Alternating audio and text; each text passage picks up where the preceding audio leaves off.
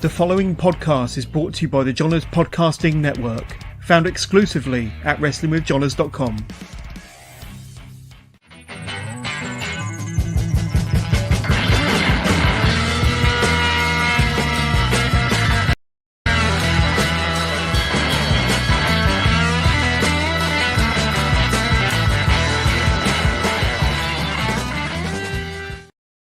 Hello and welcome to the latest live episode of Wrestling with Johners, episode 372.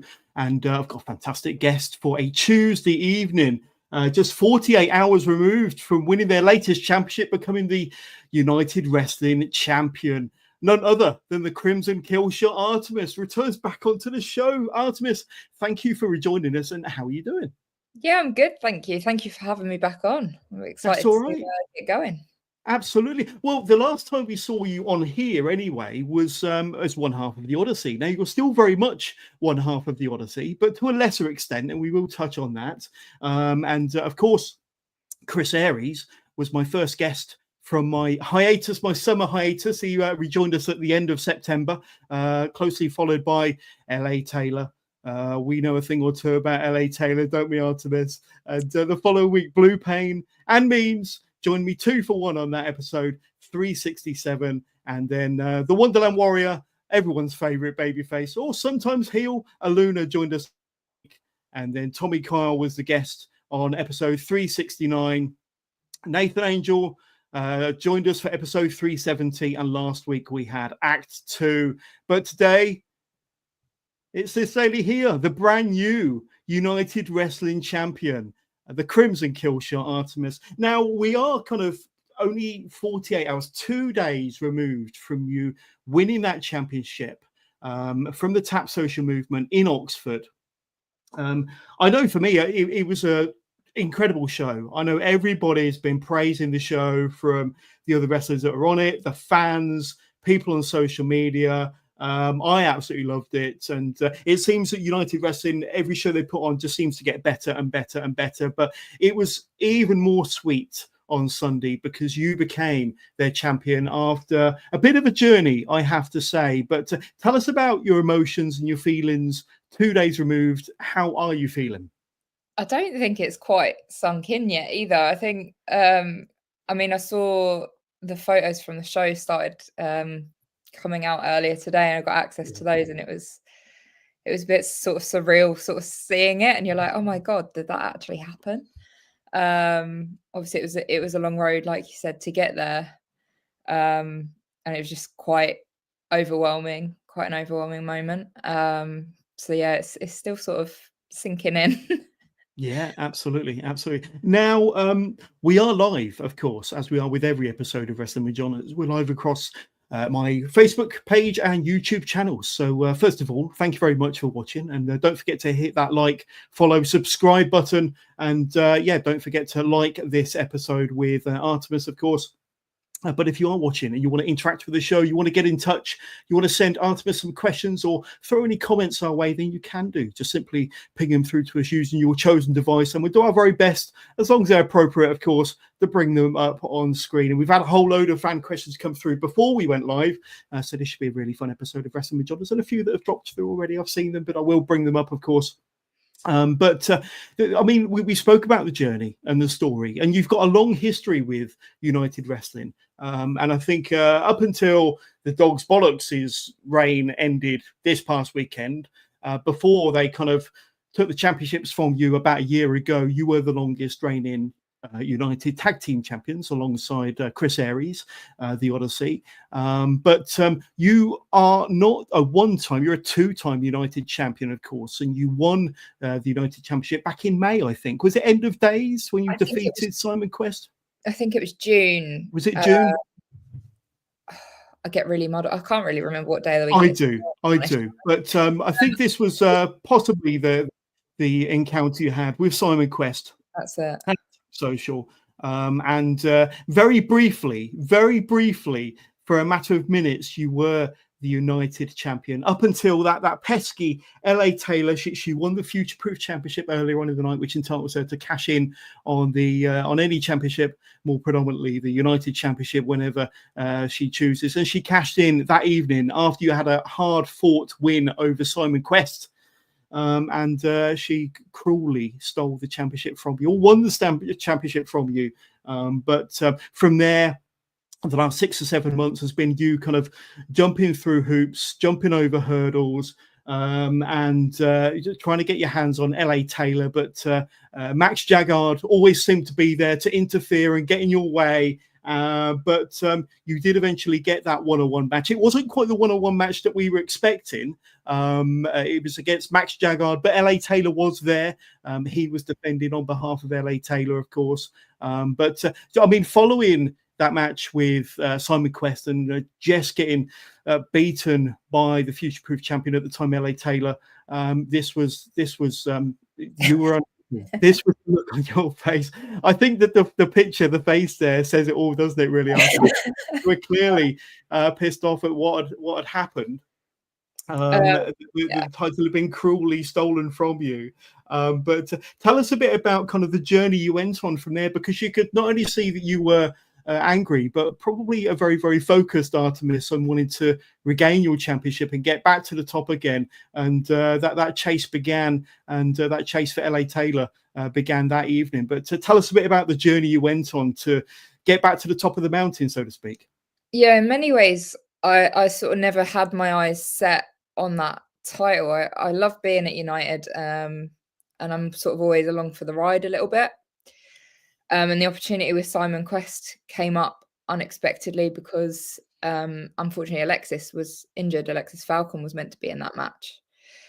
And I got given the opportunity because at the time I was ranked number 1, undefeated at United, and was considered to be the number 1 contender. Obviously, that match ended in the way it did. Simon, we went toe-to-toe, and it was a war, and it did take it out of me. And I think for me, that evening, the reason that I was so angry was, LA has every right to cash in her title shot, but it was the way it was done, getting Max to hit me with a belt before going for a shot never felt just to me. Like, that wasn't an even matchup at any point.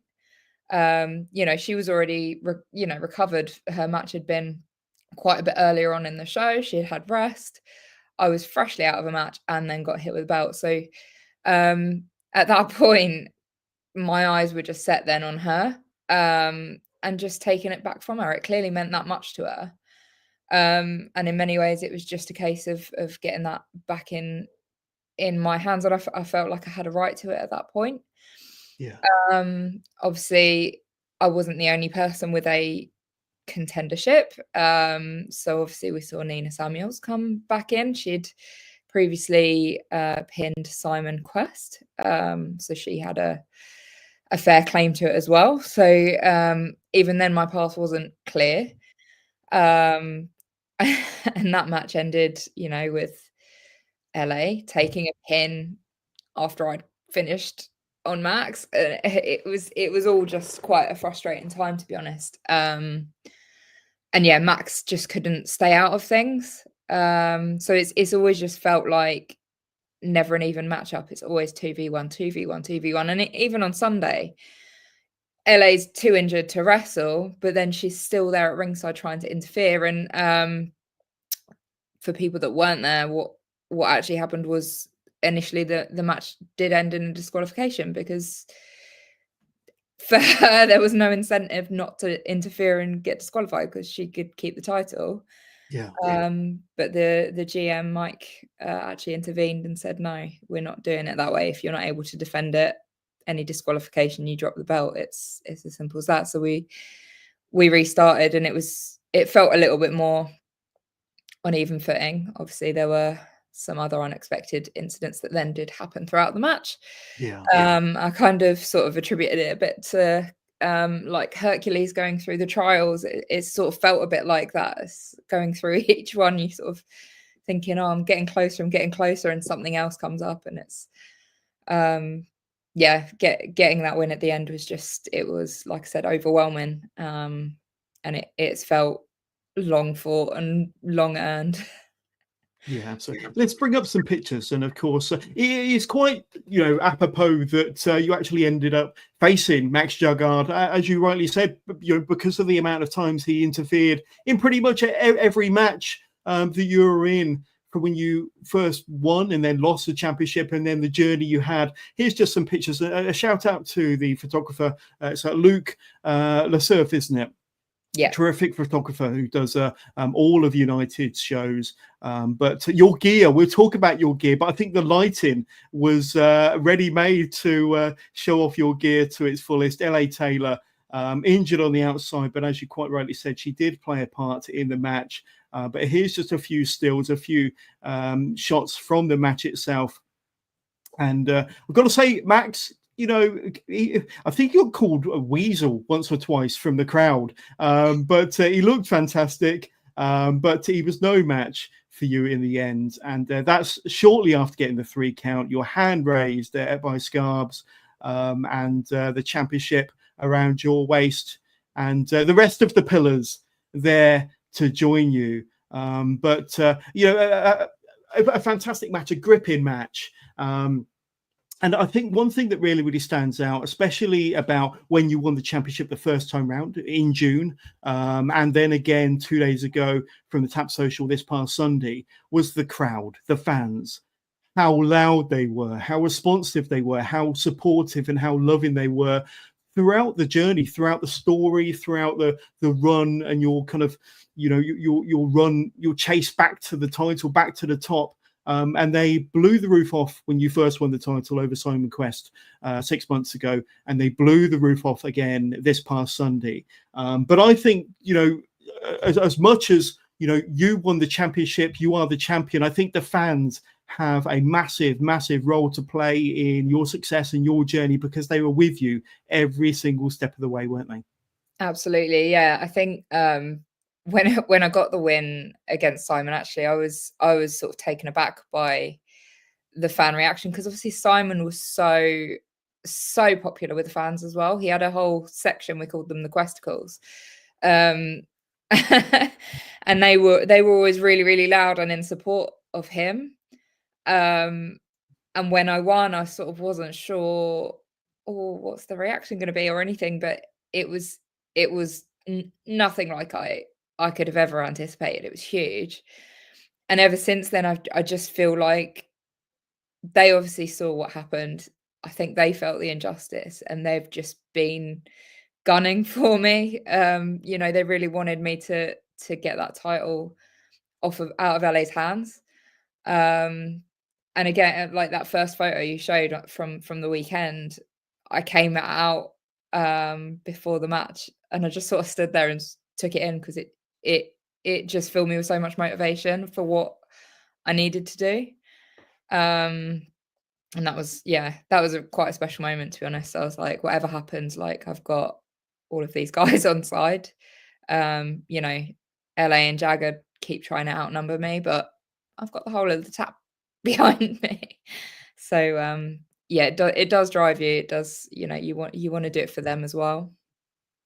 Yeah, but it must be comforting and heartwarming to know that you are a popular champion, that they blew the roof off every single time you go out there, and especially when you won the championship on Sunday. We've got a few people watching at home. Let's bring up some watchers, some listener questions. The Wrestling Outsiders, she's our champion, absolutely. And I think that even when LA was the champion, that's what the fans were chanting, is that Artemis is our champion. And again, from the Wrestling Outsiders, so happy and proud to have been there for the big win on Sunday at United. Again, you're becoming quite the belt collector. Those titles, whose titles do you have your eyes on next? But maybe that's a question we'll answer a little bit later on, because, you're involved in many groups. But to be honest with you, most of the groups you work for, you hold a championship already. So they're gunning for you. I don't know whether there's many people that you're gunning for, but maybe that's a question we'll bring up a little bit later on for sure. let me ask you, when I had Chris Aries on the show back in September, I asked him the question. He was obviously still the future-proof champion then. And you were on your quest, you're on your journey to your match with LA Taylor, or so we thought. It ended up being Max Jaggard to win the United Championship again. And I just played devil's advocate, a very, very cheeky question. And I asked him in my interview with him in September, if you were to become a two-time champion, if you were to hold the United Championship once again, would he be tempted to cash in the future-proof title? Well, we kind of got a little bit of a sneak preview of that on Sunday, didn't we? Because I think, although there was hugs there, he did hold up his future-proof championship. And there's a look in your eye as if to say, can I trust him? What's going on here? But then, he gave you a big hug to say, it's all right, we're all friends here. Don't worry, I wouldn't do that to you.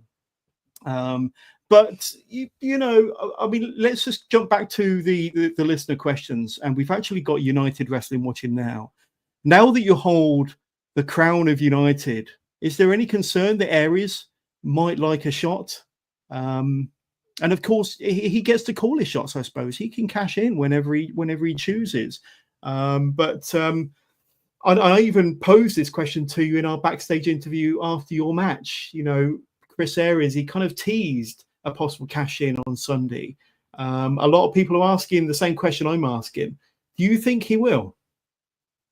I reckon he could. He's a bit like my annoying little brother. Do you know where you sort of love each other and hate each other all at the same time? We bicker, and then nobody's bullying each other. We've got each other's backs. So I think obviously with everything that was going on with LA, he was sticking to himself. He was staying away from it because he has enough respect for me to know that was my journey to take. And I think had he tried to cash in at that point, that would really muddied the waters and made things more complicated than they already were. And I am super grateful to him for that. So I think it would be unreasonable of me to expect him not to cash that in at some point. I mean, it's up to him really what he wants to do. If he wants to cash it in, I'm here for it. Yeah, absolutely. And let me ask you, I mean, that is the only championship that he's not held in United. He's been the Phantomweight champion, the future-proof champion, the tag team champion. I don't think he's had a shot at Hustle's belt yet, but that is a new championship. But of course, I think his eye is firmly on the United Championship. Whether it be you or somebody else down the line, that's the bout that he wants, I'm sure. But United Wrestling asking a very interesting question there. And it's a question that all United Wrestling fans are asking. And let me play devil's advocate again. I mean, I don't know whether the two of you have worked, whether the two of you have faced each other one-on-one. You're very famous as the tag team, the Odyssey. But have you ever kind of gone nose-to-nose, toe-to-toe with Chris Aries in the past? And if it were to happen in the United ring, what might happen? We haven't really gone one-to-one. We've had a brief bout within a Rumble. That was back in January at Sacrifice. It got to a point where we thought it was just me and him in the ring. Turned out that it wasn't. But and we had a little bit of a back and forth. And I think what's interesting is because we've spent so much time wrestling together, is we know each other's strengths, weaknesses. And I think it would be a very interesting match if we were to have a match. I think we both respect each other enough to shake hands and give it our best shot. Not going to go easy on each other as well. So it could be quite an explosive match. But hopefully it wouldn't jeopardize our friendship. Well, that's the most important thing, isn't it? Regardless of whatever happens, if it happens, and we're not saying it's going to, but just purely, having a little bit of fun here, playing devil's advocate, not that Chris Aries would ever. In fact, Chris Aries has actually sent in a message watching us live at home. Absolutely nothing to be concerned about, mate. that's his own words. So we got to take him for for the man that he is, Totally the angel that he is. Looking at the emoji there. Thank you, Chris, and thank you, United and Wrestling Outsiders, for watching, tuning in, and sending your questions. And keep sending in your questions. Keep sending in your comments. And something I should have mentioned at the very top of the show, we're going to have a bit of an exclusive in about 5 minutes' time, where we're going to be announcing live on this episode of Wrestling with Johners, live in my interview with the Crimson Killshot Artemis, who Artemis's first challenger is going to be for the United Wrestling Championship at their next show. And we'll discuss that very, very soon. But thank you, Chris, for sending in your questions. I've just got a couple more pictures to bring up. And of course, there you are with the championship. Looking proud to have won and to be the brand new United champion, of course. And then a couple of post-match shots with me. You could tell by the look on your face how happy and how elated and how relieved you are to have finished your story, which I think is a popular phrase to use nowadays. But I think if anybody had a story to finish, it was definitely you. But let me ask you, what does it mean, considering your history with United, considering how much success you've had with United, the relationship we have with the fans? And it wasn't always a great relationship with the fans, of course, because you were heels before. But considering the relationship you've had with the fans and the Tap Social and the Double Barrel Brewery and United Wrestling as a whole bundle, what does it mean to you to be their champion? It means a lot. In short.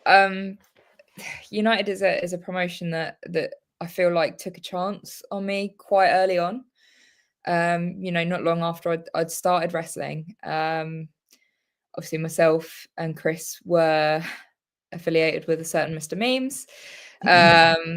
And United knew that we didn't necessarily have a long track record behind us, but were willing to give us a shot and have then propelled us forward ever since.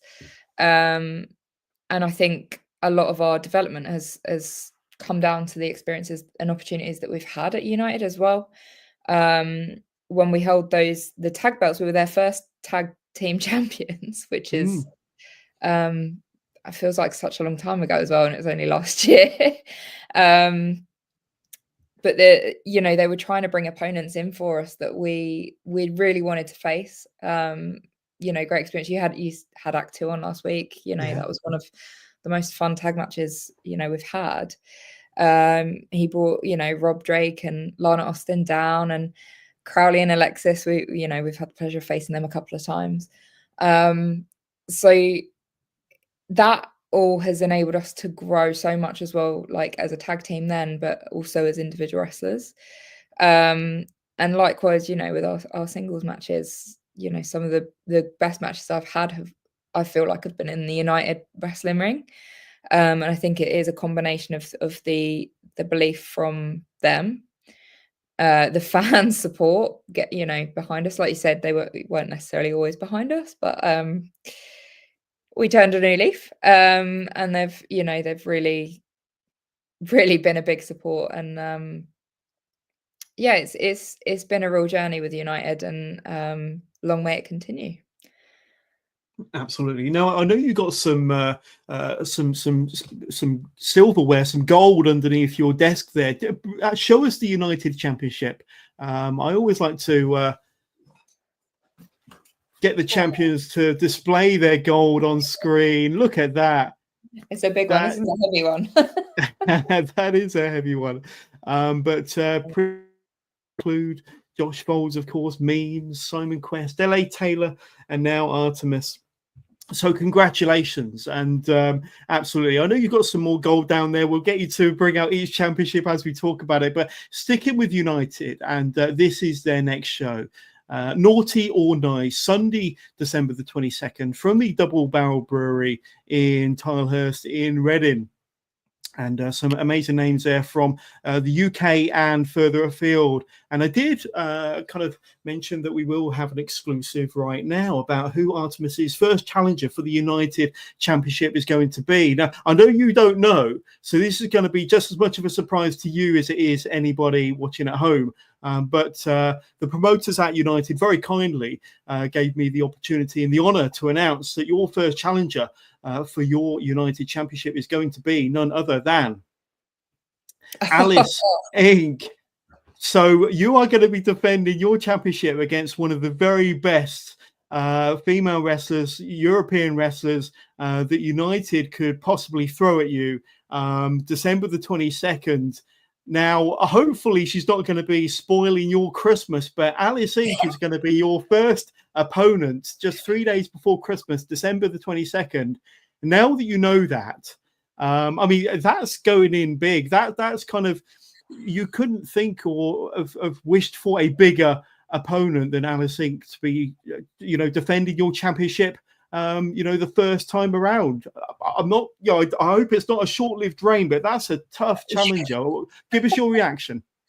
Oh, that's really cool. I know that she was announced for the show, and United was saying about how she's in the PWI top list. So I need to do my research on her. I think she looks jacked as well, Jonas. I'm usually the jacked one. Well, that's really exciting. Also quite daunting. Absolutely.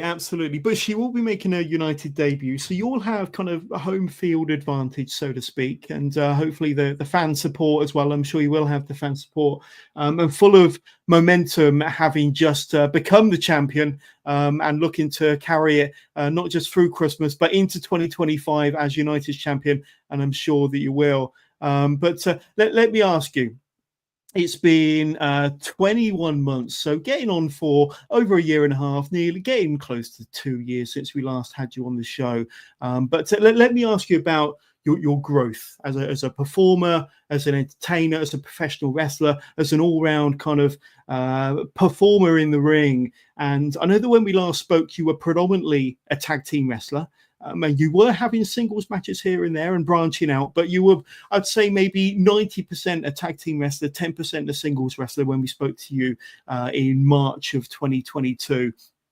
And I know that you only debuted, 2023 when we last had you on the show. You debuted a couple of years earlier. But I think things have gone full circle in that 21 months since we last had you on the show, and you are predominantly a singles wrestler now, and kind of not so much a tag team wrestler, although you are still very much one half of the Odyssey alongside Chris Aries.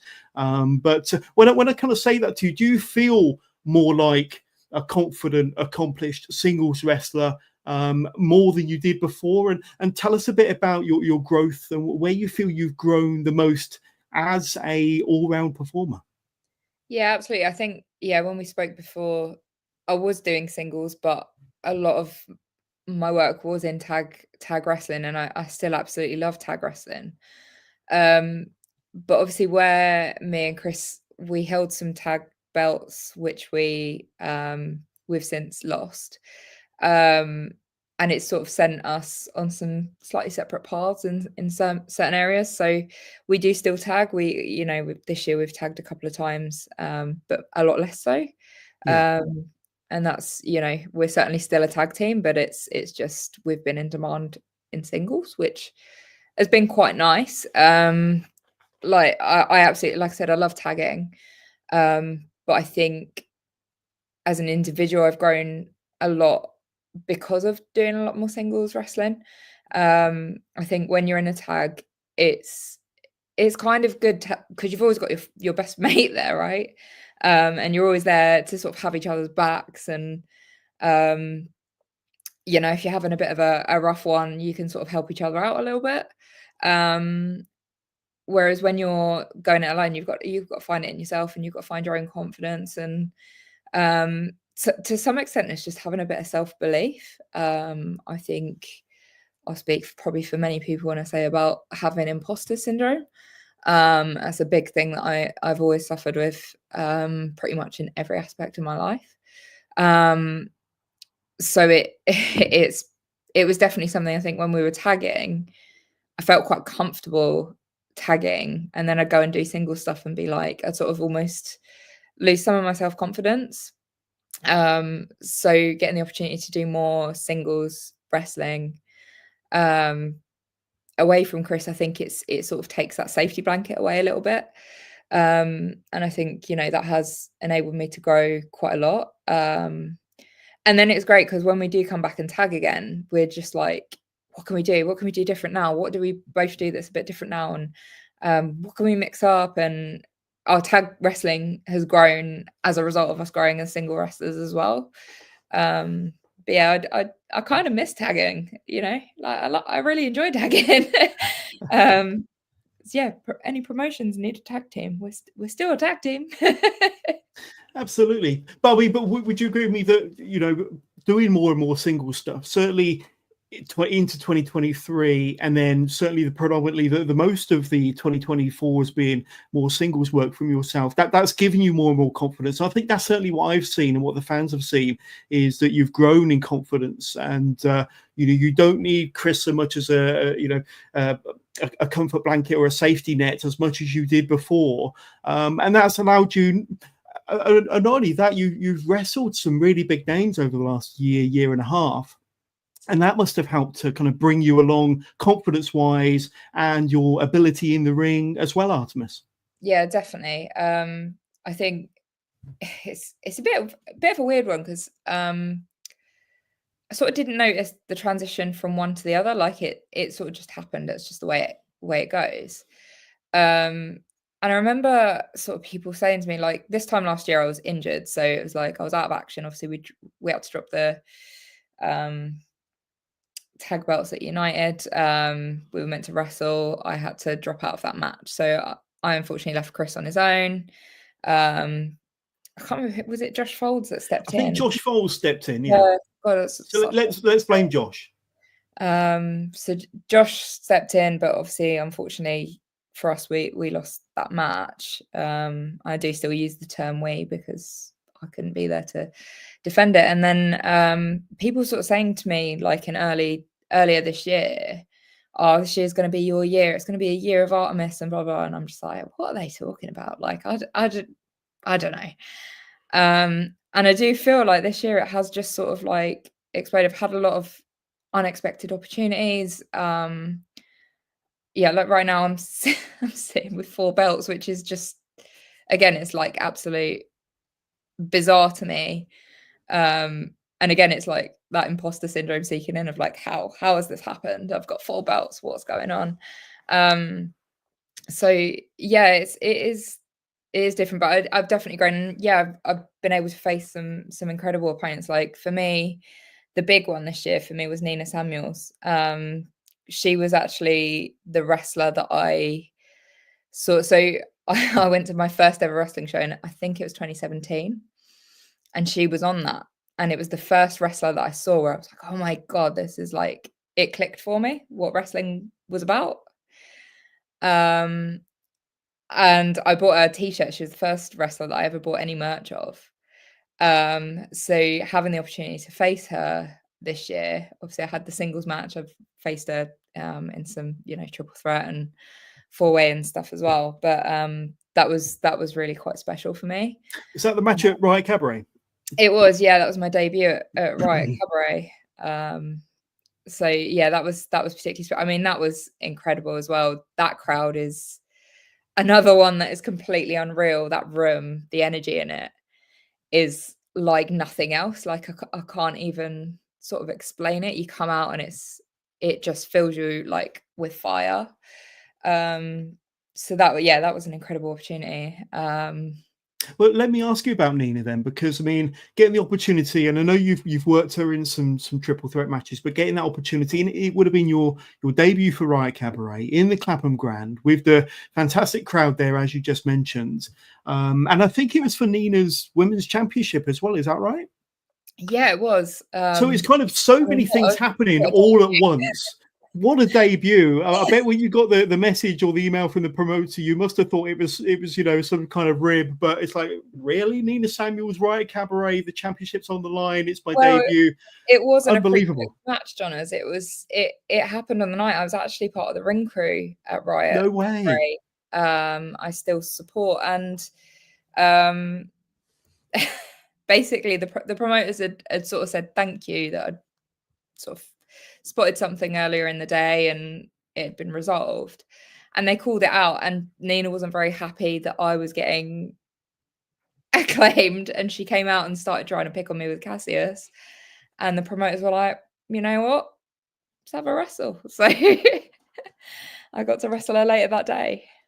No wonder I couldn't find a match graphic. Yeah, but Yeah. no, that all makes perfect sense now. It all makes perfect sense. But I mean, sticking with Nina, when you get the opportunity to step in the ring with somebody like that, with all of her experience and knowledge, and a terrific physique, but you know what she knows mentally about professional wrestling and what she's capable of doing.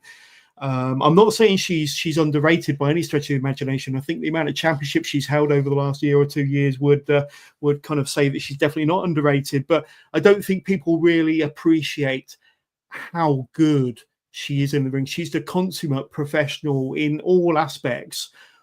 What was it like to be in there with her? Was it a little bit daunting, or was it exciting for you? And you must have taken loads away from that match as well.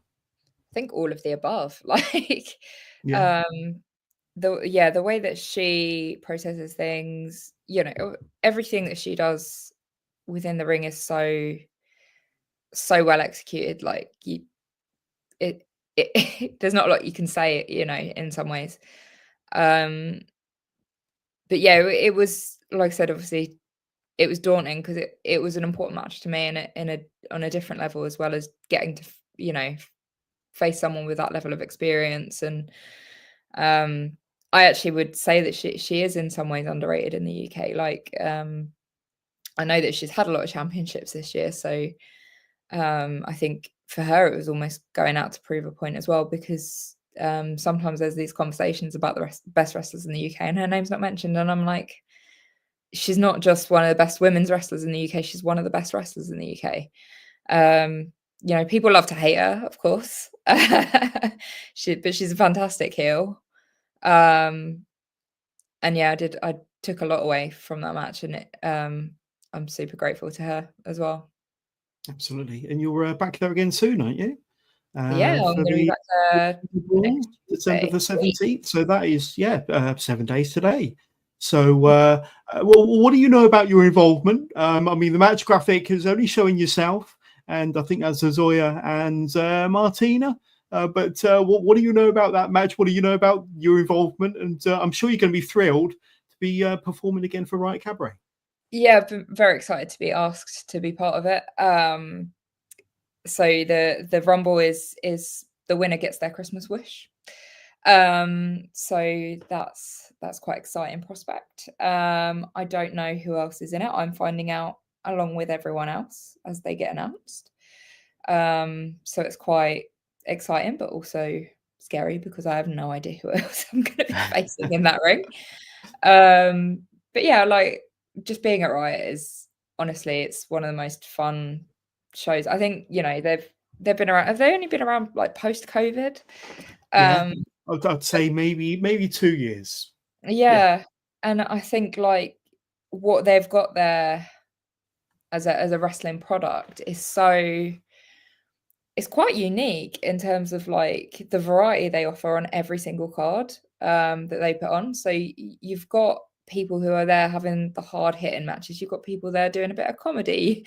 We had Mr. Blobby, you know, and then you've got, you know, people doing incredible athletic skills that I could not even dream about doing. So the variety of people that they have on their shows, and you know, from up and down the UK as well, you know, they've got the Welsh guys come over, and Yeah. it's such an atmosphere every show, and I think it's one of those shows that gets fans coming in who aren't necessarily traditionally wrestling fans either. You of course have the wrestling fans that go to shows up and down the country, but it's really nice when shows bring new fans in to the world of wrestling, and it is a really like inclusive atmosphere as well in the room. So it's I'm just really excited to be there, to be honest. Absolutely. I'm sure they're excited to have you. I want to talk a bit about your gear now. We will go back to some other promotions and highlights and all that, but I've got to talk about your gear because you as much as you've grown as a performer, I think you've gone on a bit of a journey yourself. I think your gear has gone on a bit of a journey and has evolved over time as well. I'm going to let's bring up the right picture here, John. So I bring up this picture here. This is from this past Sunday, and you debuted some new gear at United Wrestling. However, 7 days earlier was when you wore it for the first time, and that's when you won the DOA Women's Championship. So it appears to be a bit of a lucky omen for you, whether it be DOA 7 days before winning your championship at United and then picking up more gold this past Sunday. But tell us about the new gear. But first of all, I want to bring up some pictures. Now, I never like to embarrass my guests, but some older pictures, so that's probably from maybe 2 or 3 years ago. There's some older gear. 2021, so that was really my first ever match. There you go. That was wow. 2 or 3 or something. It was literally in December 2021. We're going to talk about your kind of start out very, very soon, and some more gear there. That looks a bit too heavy to wrestle in, but I think you did. And there you are in the black and the red, and then of course the more familiar outfit with. So I'm going to bring up the kind of the outfit with the feathers that you wear to your entrance, and of course some great photos here, kind of showing that off. To full display, and of course back to the more recent photo from Sunday. But your gear has gone on a bit of a journey and has evolved itself over the last 3 years. Tell us kind of how we got from the early days of Artemis through to the new gear, that very lucky omen for you.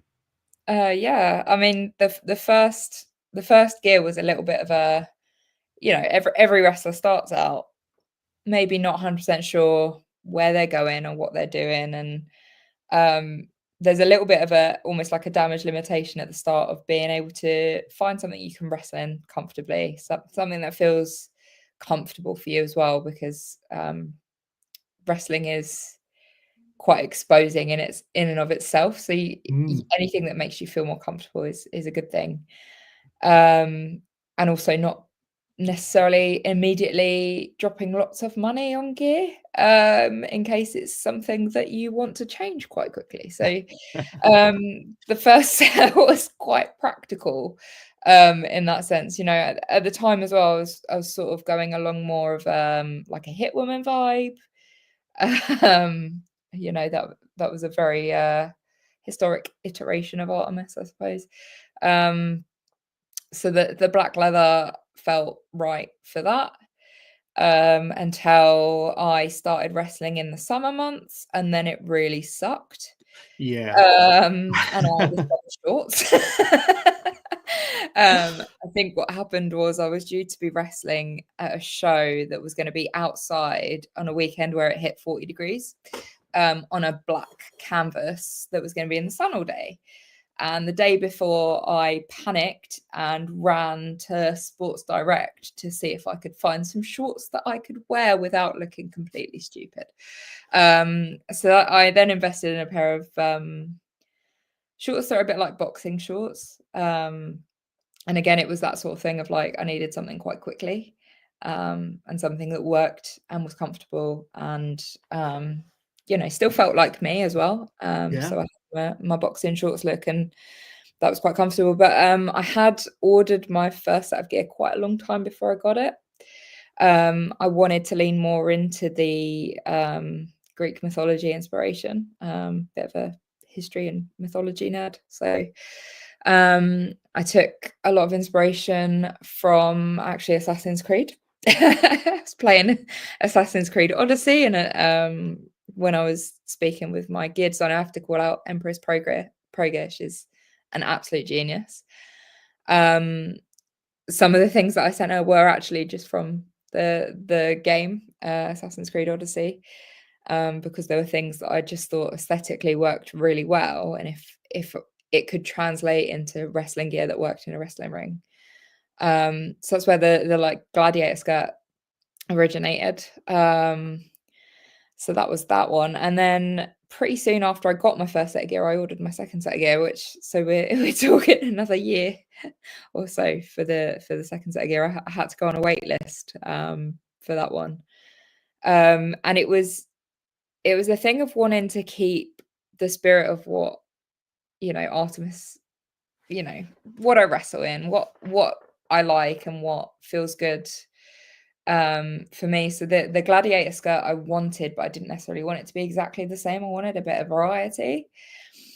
The colors was a little bit of a bold choice. So Chris, when he was Adonis, had some pink gear and was regularly telling me to get pink gear. And I was like, I'm not getting pink gear. I'm not getting pink gear. I'm not getting pink gear. And then when we were doing the design, it was like I wanted predominantly silver because I thought, still going with a metallic theme, and sort of wanted it to sort of look and feel a bit like armor. And then it was like, well, what accent colors am I going to have with that? And then ended up settling on pink. And I think Chris was very happy with the pink. And then orange, to be honest, is just my favorite color. And I thought, do you know what? If we're going for it, let's just go for it. And yeah, I think United, especially the lighting just made it glow, which I didn't realize it would do. I was like, that's phenomenal. It was great. But yeah, so I've still got that sort of gladiator skirt vibe, still got the armor vibe, but it's a little bit more fun as well. I think, I'm generally more of a face now. I behave myself, and I have more fun. Yeah. And I think my gear kind of reflects that sort of transformation as well, where I'm having a bit more fun. So yeah, feels a lot more fun. Absolutely. And I want to talk about UBW because UBW were where you first started, where you first broke in, where you first got trained, where you had your first match. But I believe that the same day that you won the United Championship, did you do a double shot that day? Did you perform for UBW earlier that afternoon, defending your UBW Women's Championship? Now, let me just bring up some pictures of, there is the championship. Very, very beautiful it is. And there you are with the championship, looking very happy and very, very proud to be their champion, of course. And I'm going to bring up some other pictures because you've obviously got a long history with UBW. We know you as one half of the Odyssey. I'm still claiming that the two of you are the longest reigning tag team champions in history. And there you are with the championships. But considering your kind of your history, your legacy with UBW, and that was the company that kind of broke you in, trained you, gave you all these wonderful opportunities, and then to finally be the UBW Women's Champion, which I think did you win the belt in about June time, so sometime in the summer. It was at the anniversary show. Yeah, so what does that mean to you to be their women's champion after everything you've gone through with that company and all the wonderful opportunities? And now, you are their number one woman. You are the women's champion. Yeah, I mean, it's been a long journey, like you say, with UBW. Obviously, my debut was with Square One, which sits under the UBW brand. It's kind of more of that entry level for trainees to sort of start getting their opportunities. But I was quite quickly on the UBW shows. That photo that you showed that was from December of my gear, that was actually a UBW show. So I was quite quickly on the UBW shows, which is great. And they, like I said, they gave me opportunities really soon as well. And to be honest, it's like obviously while we had the tag team titles, there was many a show where I was the only woman on a UBW show. And then they were talking about introducing the women's title. And they did a tournament. And at the time I stayed out of it because, we were still the tag team champions. So to be honest, for me, the hope with the belt is to bring more women into UBW.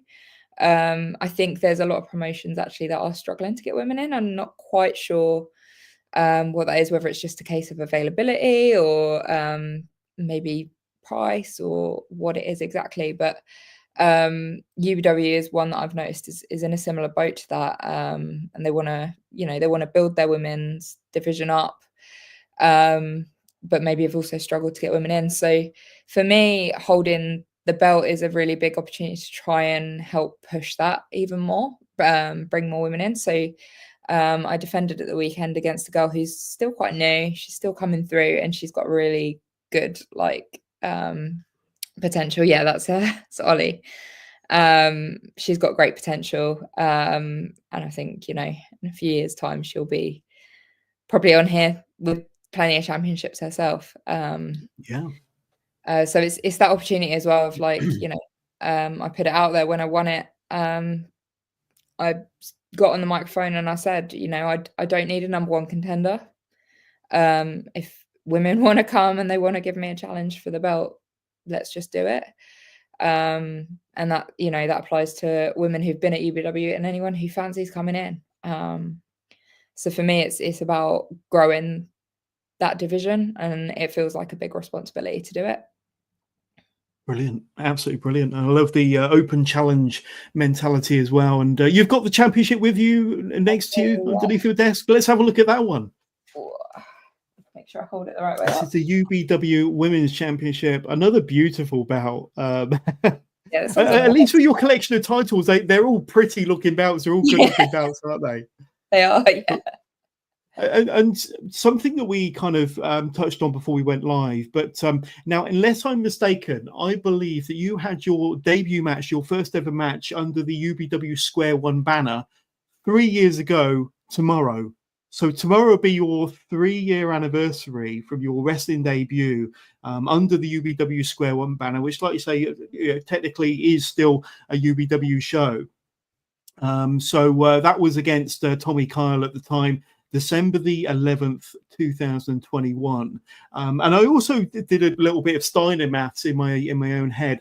And did you realize that for those 3 years, approximately 2/3 of those 3 years, you've held a championship in UBW? I didn't know that. I mean, so those if you add together your women's championship and your tag team championship altogether, which I think was over 600-day reign as a tag team champion, like and dating back to the summer as the women's champion. So 2/3 of your run, 2/3 of your career in UBW, you've been a champion, which is quite an impressive stat.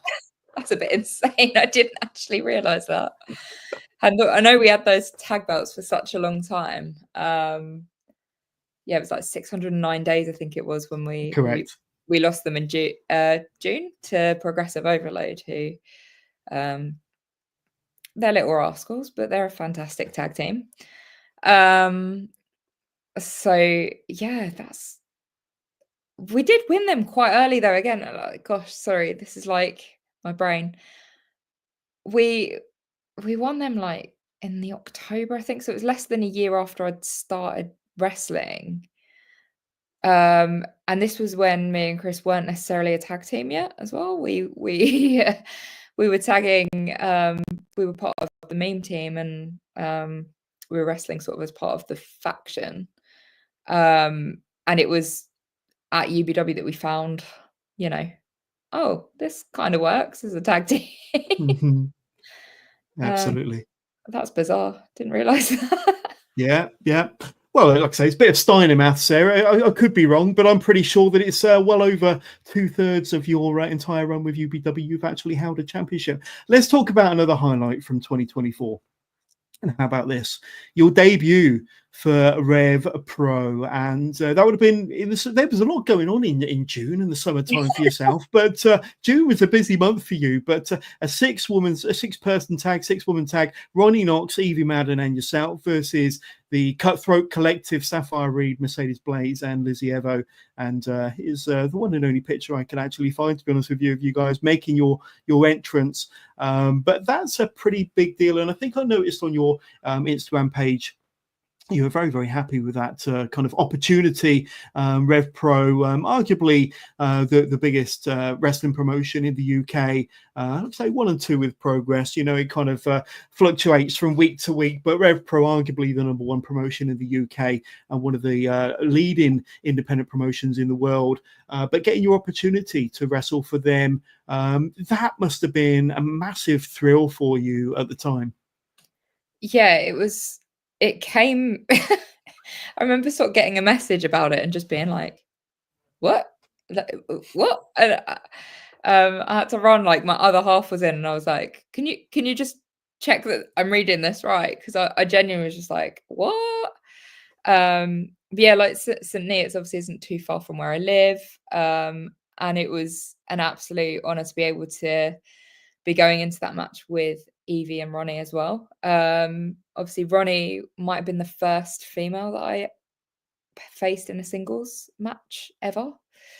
So that was quite a special thing, and obviously Evie has been around since I came into UBW as well. So it was really nice to be going in there with friends. And honestly, it was like completely unexpected. I was not anticipating sort of even being on a Rev Pro radar for this year, let alone at any point in the near future. So it did feel like a really, really good opportunity to be part of that. And what was really nice actually was seeing some of the reactions from fans as well. Like when it got announced on Twitter, certainly it's not Twitter anymore, is it? But on Twitter, a lot of people still refer to it as Twitter. I know I do. Not that I use it too often, but there was quite a real positive reaction as well from people when it got announced, and obviously that faction has gone on to absolutely dominate in Rev Pro. And I was there in the crowd at their 5 versus 5 match that they put on the AEW weekend in August, and that might have been the best match that I've seen all year anywhere. It was that caliber. So kind of being there, it felt like I was sort of almost part of that journey as well for them. Like I know it was perhaps a small part of their journey, but that was such a good representation of women's wrestling in the UK that even to be a small part of it felt really incredible. So yeah, it was completely unexpected and out of the blue, but it really did feel like a privilege. And I think, like I said, it just wasn't even on my radar that it would be an opportunity for me anytime soon. Did it give you a taste of kind of what the bigger promotions can offer and what it feels like to wrestle in front of their fans? And maybe the added pressure that it brings. But did you enjoy all of that, and did it give you a taste and maybe a want for more? Yeah, it definitely did. Obviously, it was quite a short match in the end. And it was, like I said, it was in St. Neots, which is maybe one of their smaller crowds in terms of a live audience anyway. But it certainly sort of gave you that taste and that hunger for more. But again, like I said, with the imposter syndrome, it's like one of those things of like, how is this happening? But yeah, it did light a bit of a fire under me. I mean, like you said, June was a really, really busy month, and then July I had a whole lot of stuff go wrong. So it was like sort of trying to cling on to those moments where it was like that felt really good, and trying to remember that because it got a bit rough in July for me. But yeah, it was just unreal, and obviously any future opportunities, I'd absolutely love to go back. I'm sure it will happen. I'm sure it will happen. And the final singles championship that you hold, and I alluded to it earlier on, but 7 days earlier, before winning the United Championship, you won this one here, the DOA Women's Championship. And it's a group, it's a promotion that you've not been with for terribly long, but you've already had a fair bit of success because I think you were previously their adrenaline champion. Is that correct? No, is it phenomenal? And I think it is. I can't remember. It's got a funny name. The belt. It's an interesting stipulation, that belt though, where the challenger gets to name the stipulation for the match. Right. So it changes Pandemonium. Pandemonium. Thank you. That's the one. Yeah. I know it was a P. But yeah, that was insane. But yeah, like I wrestled for DOA probably like 2.5 years ago or something. I had a match, and then me and Chris were brought in I think it was last summer when Alex Echo was stepping away. He actually requested his last match to be a tag match against us, which was really lovely. We always have so much fun with him and Ben in the ring. It's always a fun time. And then since then it's kind of been, I've sort of done a few singles dates for them, and then this year really sort of gained some momentum. And that match was kind of unexpected because that's not the match that I was going to be in that day again. There was a bit of an unexpected dropout on the day, and an opportunity opened up. So I was originally going to be in like a 4 versus 4 tag match to help Sunset skip earn his place back in DOA. But as the way it went, I got the opportunity to face Leia Elise, who, again, I think she had that belt for like nearly 2 years. 670 something days, I think they said. So certainly not an easy task by any means to go in and face her. She's obviously held it that long for a reason. But yeah, I got the opportunity and was like, well, let's just see what happens and go for it. In some ways, it was like the pressure was off. So, you know, it was great. And yeah, came out with another title, which is completely unexpected. So you're getting all these wonderful opportunities. You know, Simon Quest when it was meant to have been Alexis Falcon, Nina Samuels when you weren't even advertised to be on the card, and then picking up the DOA Women's Championship when there was no match advertised to start off with, and walking away with another bit of gold. So fantastic! Someone's looking down on you brightly from up above, I'm sure. But sometimes you just got to go with the flow, you know. Absolutely, take advantage of every opportunity that comes your way, and that's exactly what's happening. But do you have that championship handy by any chance, like all the others? I do. This isn't like intentional. This is me being unorganized and not fully unpacking from the weekend. They were under the desk the whole time, ladies and gentlemen. I've just about done the washing, but that's about Yay, look at that. And another fantastic championship. And DOA is a company that I don't talk about enough on this program, but I have had, is it Alec Burnett? I had him on the show many years ago, probably 3 or 4 years ago, and we'll have to get him back on to have a bit of a catch up and a bit of an update for sure. I want to switch subjects a little bit and talk to you a bit about these activities here. Strong women competitions, lifting very, very heavy things, pulling interesting faces whilst doing so.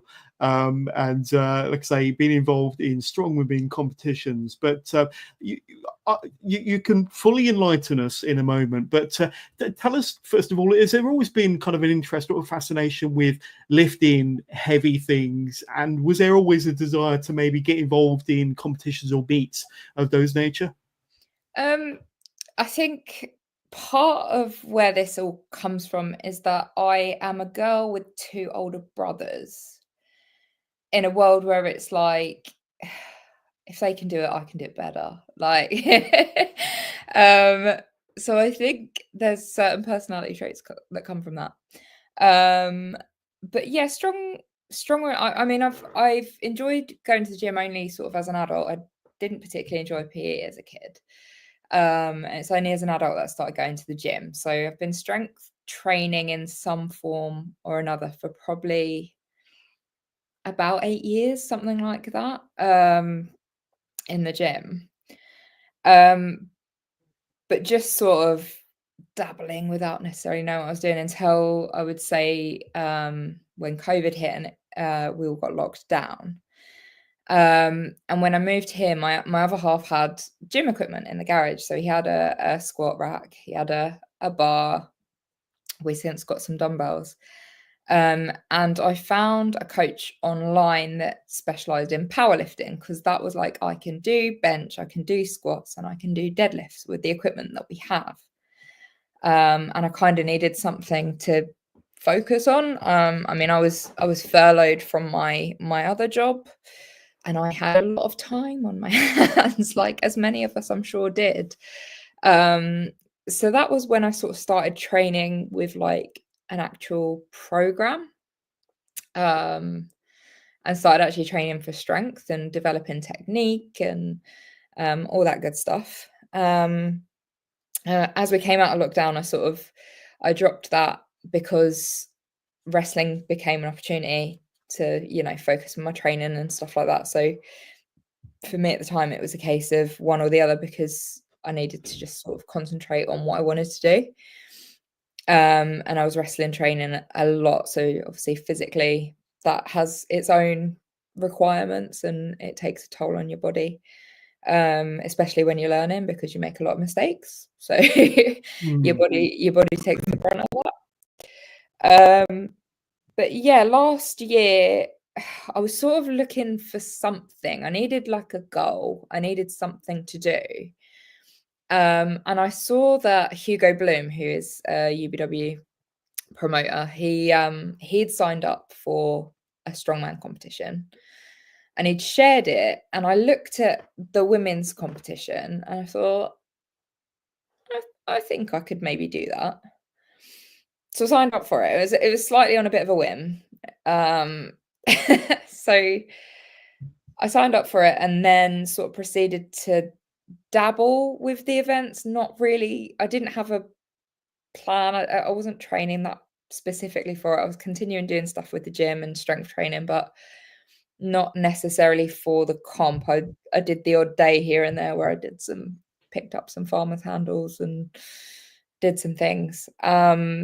So I had my first strongman competition last September. Now that was on a weekend where I wrestled at Wet Cake on the Friday and wrestled at UBW on the Saturday, and then I went into the competition on the Sunday. So it wasn't particularly fresh.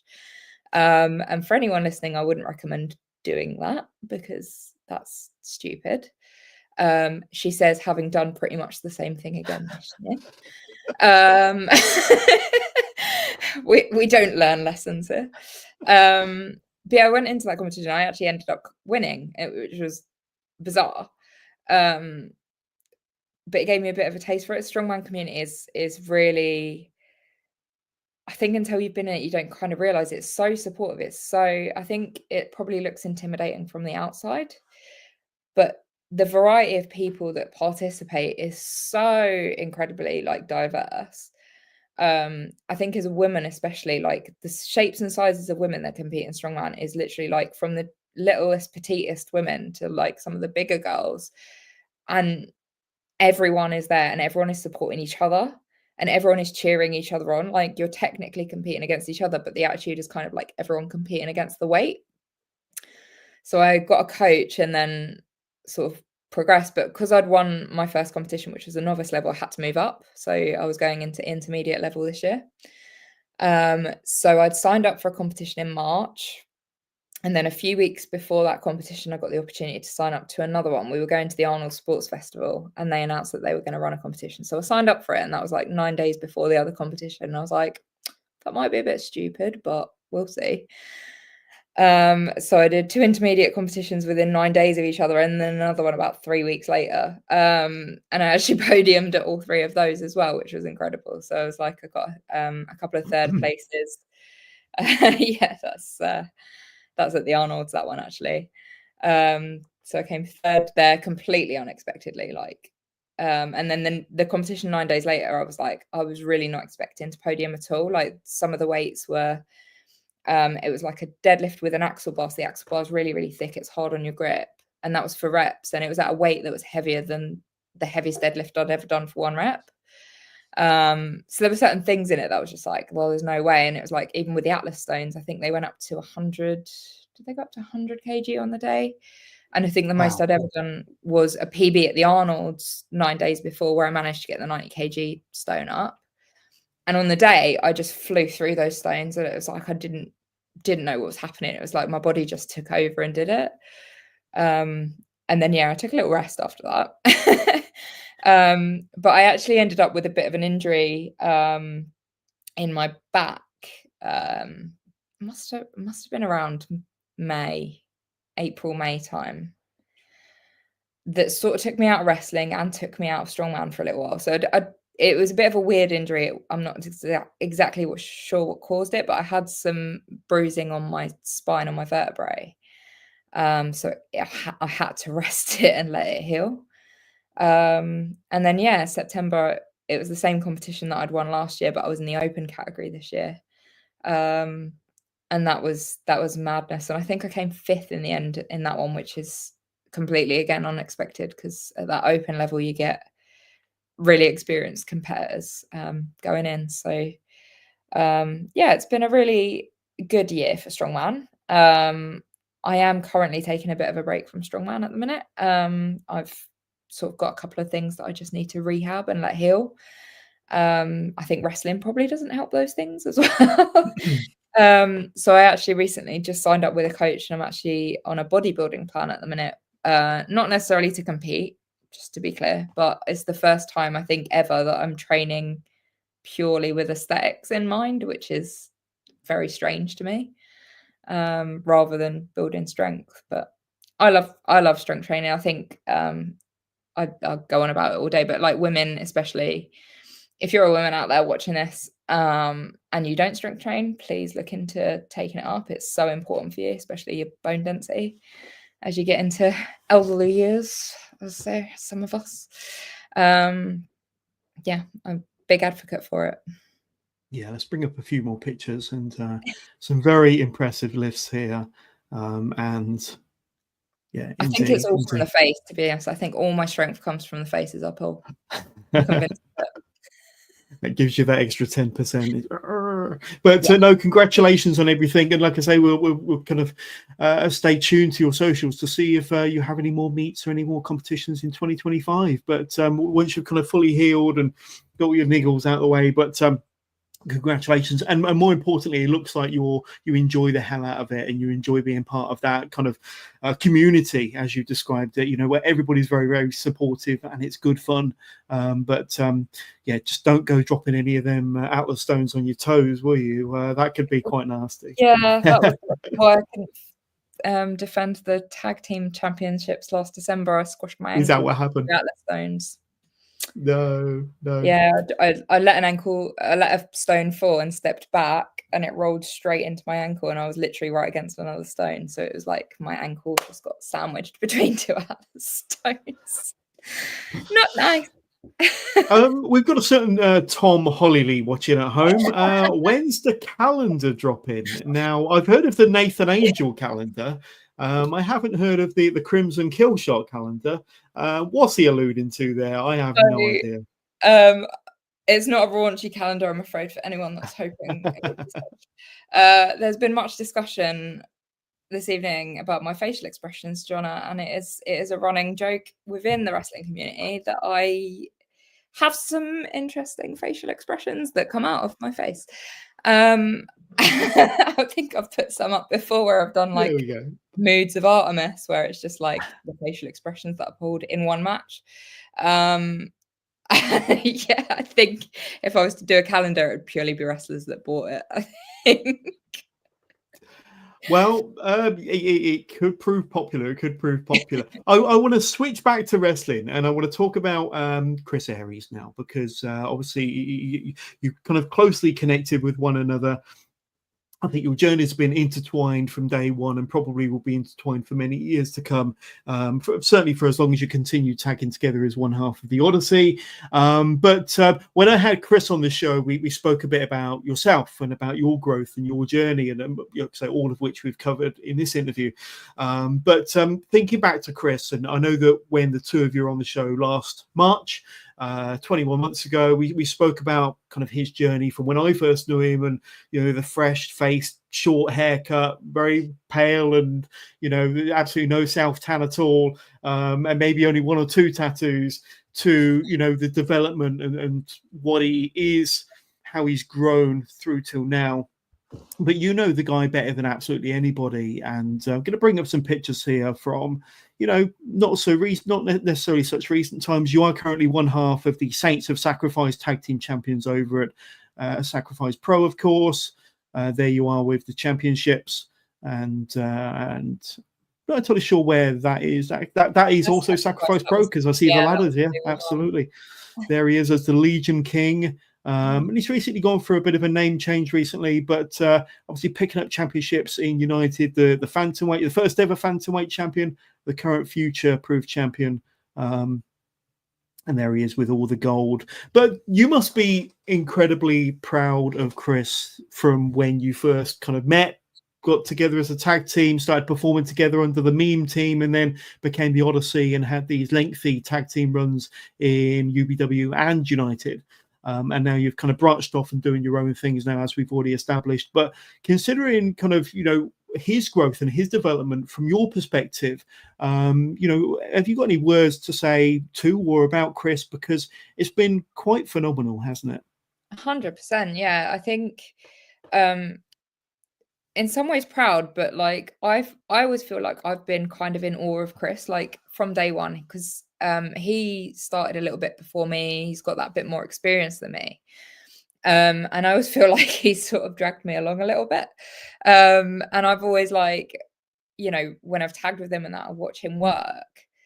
And I'm always just like, this guy is so good. Like, do you know what I mean? Like, and I've kind of always had that opinion, like since we've been started wrestling.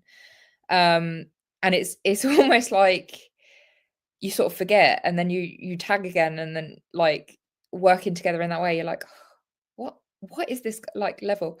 The level that he's on is phenomenal. And the titles that he's held are 100% like totally deserved. And I think he suffers in some ways the same as me with the imposter syndrome. I think he would self-doubt in ways that I also would. But he is phenomenal. I think as well what needs to be acknowledged is the hard work that he's putting in terms of like the gym side of stuff as well. Yeah. And committing to actually like eating and putting on some weight and some muscle, which it's not an easy thing to do, especially when you're wrestling a lot. And if you're not doing it before you wrestle, to start while you're already wrestling is a big thing. So you definitely, that deserves to be called out as well. And he's in incredible shape at the minute, especially like I think it was commented on quite a bit this weekend. Like he just looks like he's in great shape at the minute. Yeah. But yeah, it's one of those things. I think, yeah, like I said, I've always sort of been kind of in awe of him. But when we work together, it's very much of we have really, really different mindsets in some ways about wrestling, which is kind of why we work so well as a tag team, because he can be a bit of an excitable puppy, and I have to sort of calm that down a little bit. But then he pushes me to go outside of my comfort zone. So he's always like looking to grow and try new things and build, and that for me is like, he's kind of like my role model in wrestling in some ways. So yeah, he's pushed me to grow, certainly. And I'd sort of aspire to sort of have that level of like excitement and drive to try different things and that he does. And he's always like so hard on himself as well, like with different things. I don't think he gives himself the credit. So here's me giving you the credit, Chris. How did you feel when he jumped off the balcony at United Wrestling a couple of months ago? Because I overheard him saying, he might even have been speaking to me, that you're always trying to talk him down from doing the risky stuff and get him to do less and less risks. And there he is jumping off of balconies. I mean, what I would say, Jonas, is the first time that I came to United was the first time United ran that venue. And we walked into that room and he was like, oh, a balcony. Can I be the first one to jump off of that? So it was kind of just an inevitability. There's some things that I know that I can talk him down from, and there's some things that I'm just not going to even try. There's no point. But yeah, it was going to happen one day. He will put his body on the line for wrestling. Like some of the fans might not appreciate quite how much of a toll wrestling takes on your body, regardless of what you're doing. And he will do all the silly things, and he'll quite often do all the silly things whilst he's carrying an injury as well. So it's just trying to remind him to be a little bit sensible sometimes. But yeah, Chris is gonna Chris, so I'm not gonna stop him from jumping off the balcony. No, and like I say, we're huge fans of Chris Aries on this show, and of course he was the reason why I came back in September, because I was looking for that excuse. I was looking for that excuse to come back after a 4 or 5 month layoff, and then I saw his promo, which kind of advertised his name changed and kind of slight gimmick tweak, and I thought, right, well, this is my excuse. I got the message 10 minutes later. He said, yep, I'm in. 2 days later we were talking, and I've not looked back since. But focusing purely on returning guests, But absolutely fantastic. Now, I want to finish by going to some listener questions. Now, I said that we had a lot of listener questions that came through before we went live, and let's jump to them now. In fact, let's have a look. Oh, Tom Hollyley is, if there's one thing that you could change about the independent wrestling lifestyle, what would it be? That's an interesting question from Mr. Hollyley. Not one of the questions I was going to go to, but I saw that and thought I'd bring it up on screen. So if there's one thing you could change about the independent wrestling lifestyle, what would it be? I'm not entirely sure what he's alluding to there, but do you have any idea, and how would you answer that? I actually think I would change the stuff outside of the independent wrestling lifestyle to enable me to do the independent lifestyle more. I think the hardest thing for me is the travel. I am somebody who likes to be in bed at a reasonable time at night, partially because I get up early as well. Like, I have to be up early for my job. And, you know, there's sometimes where you're on a show in an evening on a Saturday, like this weekend is a prime example. Actually, DOA was in Yarmouth. So for me, it's sort of about just under 3 hours travel each way. And I think the show, I think it was doors at 7 o'clock or something. So I was home at 2 o'clock in the morning, and then I did 2 shows the next day.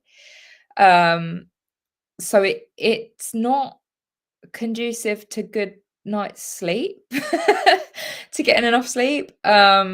It's also, you know, some days, like Sunday perhaps was a bit of an exception because I was doing 2 shows in a day, but figuring out when and what to eat is also a challenge. Like, I have particular nutritional targets. I need to get my protein in, and I have another, you know, certain amount of food that I need to eat during a day. And you don't want to eat too close to when you're wrestling. I struggle a little bit to eat after I've wrestled because the adrenaline's still buzzing. You don't want to eat and then feel bloated. So if there's anything that's going to cause bloating, you just like avoid it. And there's always those fine margins. I think that's it for me. Like, the actual wrestling, I really enjoy.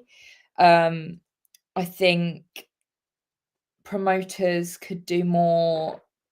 Like, United is a prime example of how they tell stories. And a lot of the matches, they're not just a match. There's a reason for the match happening.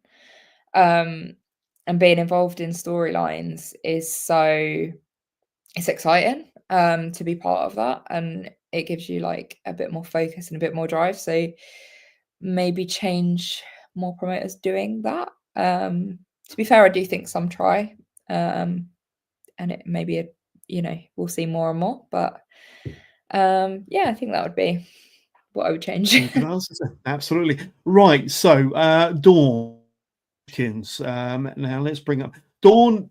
Big fan of Wrestling Majonas. I love Dawn to bits. I know she's a big fan of yours. Excited to hear the interview with Artemis.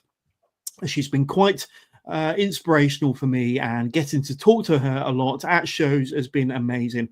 I have some questions for her, so let's jump to them. First of all, what made her choose her name and image? Now, before you answer that, there was a couple of other people that wanted to know about the Crimson Killshot and how you came up with the nickname the Crimson Killshot. We had Richie there, friend of the show. We got Darren there. How did you come up with the name Crimson Killshot? But jumping back to Dawn's question, what made her choose your name and your image? And maybe tell us a bit about the Crimson Killshot nickname and character in a nutshell, as briefly as you can. I'd have to call out Paul Ash on this one, because he gave me the original inspiration for the Hit Woman thing. And then it was like, I always knew that I kind of wanted like a one name. Going to wrestling shows as a fan, I'd really struggle to remember wrestlers' names. I'm not great at remembering people's names in real life. So then you go to a wrestling show and you see somebody do something really cool, and I'd be like, you know, that guy that was in the blue trunks doing the thing, and he'd have like a really generic name, like a John Smith or something. And for me, it just didn't stick in my head. So like, when I was coming up with a name, I kind of wanted something that would be kind of more, it'd be different and potentially easier to remember because it's different. And Artemis is the Greek goddess of the hunt. So where I was going with the Hit Woman thing, it felt like a good fit. And obviously I've since learned more into that, and my image has kind of followed that trajectory as well. Obviously, it started with more of the hit woman thing and has progressed more into kind of the Greek warrior feel, which I wanted to progress. The Crimson Killshot, I'll be honest, I cannot really remember. I think we came up with it 3 years ago tomorrow on the day of the show. Brilliant. And it was like needed something. Obviously I was going with the red color theme, and that was kind of where we landed. There wasn't, I'm afraid, anything exciting or significant. I'm sorry. It all works. It all works. It all makes sense. Dawn again asks, would Artemis be willing to post her workouts on social media to help a gal out wanting to achieve more? So I know Dawn's participated in some half marathons and full marathons. Bit of a runner, bit of an athlete is our Dawn. But would you be willing to post maybe some of your workouts to help motivate people like Dawn and help them to achieve more? Yeah, I think so. Social media is something I really try to post more on, and quite often fail. It's genuinely like, I wish, this is where I'm saying, like, if other stuff moved aside, I'm talking about, like, real life responsibilities of work and stuff, I would commit a lot more time to it. I have just started a new Instagram page, which I'm trying to post more fitness related content onto, because I realize, like, I've got different pages for different things. It sort of helps me kind of separate it out a little bit. But yeah, I'd be happy to post stuff. I mean, Dawn, if she's been doing cardio, that she's probably got a better cardio schedule than I do. But strength training wise, yeah, I mean, obviously at the minute, like I said, it's a slightly different type of training that I'm doing at the minute, which is, it requires the gym and the machines and stuff like that. But I will have to drop Dawn the link to my other Instagram page and try and post more stuff for you, Dawn. There we go. And Dawn again, your favorite moment of 2024. Now, we've spoken about a lot of highlights and favorite moments, so I don't know if you could kind of boil it down to maybe one or two if you're struggling, but do you have a favorite moment or something that you're really, really proud of from 2024? In terms of moments, that's a really hard question. I think we obviously spoke about the Riot Cabaret debut earlier with Nina Samuels, and I think, like I said, wrestling her was kind of like a full circle moment for me in wrestling, so that was quite cool. But actually, on that day, the moment that sticks in my head is coming out onto the stage and feeling like the energy from the crowd. And likewise, obviously, like, I won the title again and finished that story on Sunday, and that's really, really special. But the moment still that sticks out for me was when I came down and I just took that moment, like, with the crowd almost, and just took it in. I think that's it's a really hard one, I think, for wrestlers, that we're always like kind of on the go. Like, you do a show and then you've got another show. Like this weekend, we've said, obviously I did 3 shows over the weekend. It's like you do one and you almost don't have time to take it in because you're on to the next one. So it's like, for me, it's just those moments where I've been able to sort of have that second and just sit in it and be like, well, this is pretty cool. I think that this was the entrance from your debut, I believe. But I might have been in the ring there. I can't remember. But it nevertheless, it was really moment. special. Indeed. And one more from Dawn, just to finish off this episode of Wrestling with Johners. What are Artemis's goals for 2025? So we've not really spoke too much about the future, but like I say, looking ahead, you do hold some gold. You are the champion, for DOA and for United, for UBW, and one half of the Saints for Sacrifice. So you're carrying some gold into 2025. So, an exciting start to the year by the looks of things. But do you have any specific goals, whether it be personal or professional, or things you'd like to achieve in the professional wrestling business?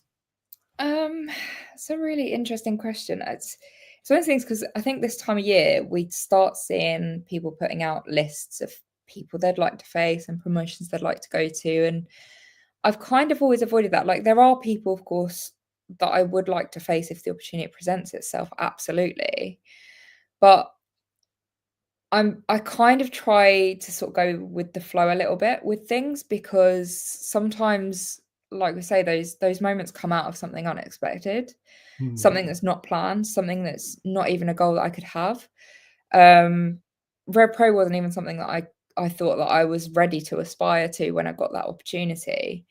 And then, yeah, obviously the title shots that I've had, I've won 2 titles in matches that I wasn't supposed to have this year.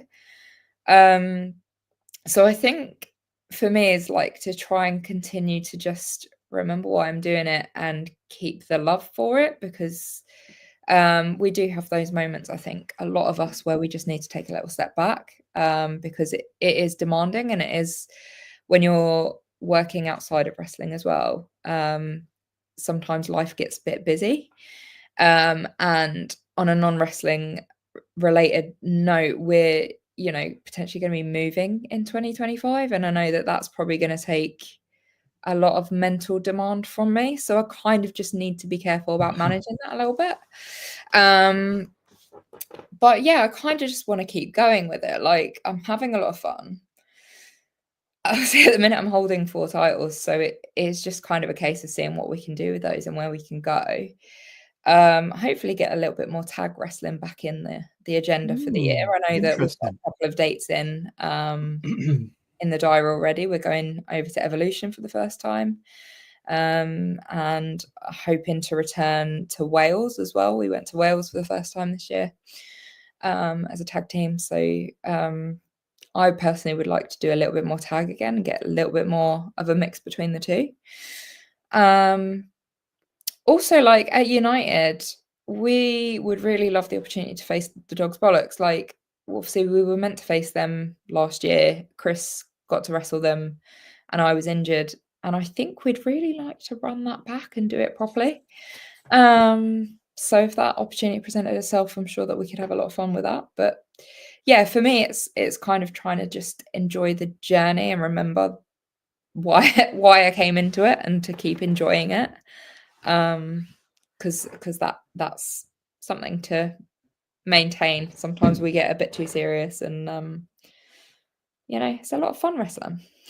Absolutely. And because Dawn sent in quite a few questions today, including a nice little statement about how influential you are on her, I thought I'd bring up this picture from earlier this year. There's Mike Angus, yourself, me, Dawn, and it's Stephen, but Russell, all sporting Wrestling with John's t-shirts there, and a lovely occasion it was. I think that was the New Cross Inn, wasn't it, for Tidal back in February? I was trying to look in the background, like, where is this? Like, that was Tidal, and that was an interesting show for sure. But we're going to ask you for your socials, and hopefully we've reached out to some new fans of Artemis, and I'm sure they're wanting to know where they can reach out to you on social media, say hi, and just get to know more about you, and kind of learn more about the Crimson Killshot. But I have got scrolling along the bottom of the screen your Instagram, your X, and your Facebook. Yeah, just kind of. Do you have a preferred platform? I know that you do post on Instagram a fair bit, but tell us a bit about your social media activity and where we can find you most. I'm glad that you had them there, because I'm like, I can never remember them off the top of my head. They're Artemis PW in some order. It's my brand, and I'm like, what is it? I just really struggle to remember things. Yeah, I'm mainly on Instagram. I do use Facebook and I do use Twitter, but I find Twitter quite a difficult platform to be on. Same. And Facebook I probably use more for personal life rather than wrestling, but I do have the account there and I do share stuff there. But Instagram is probably my most active social media, so yeah, give me a follow there. Go and give Artemis a follow. But we do have some new merchandise, don't we? And I'm going to bring this up here. And at the time of kind of grabbing this, it did say available to pre-order, but it's now available and you are selling it at shows, I understand. Yeah, it came in fresh for the weekend, so I sold a few this weekend. So there'll be a Sacrifice this weekend come in. I'll probably have them at Riot next Tuesday, and then at United in Reading at the end of the month as well. When's that? 22nd. So yeah. But if anyone does want one that isn't potentially seeing me at a show, they can just drop me a message on social media and we can figure it out. There we go. And just going to flash up this image one more time. Artemis, the brand new United champion, will be taking on Alice Inc. Sunday, the 22nd of December.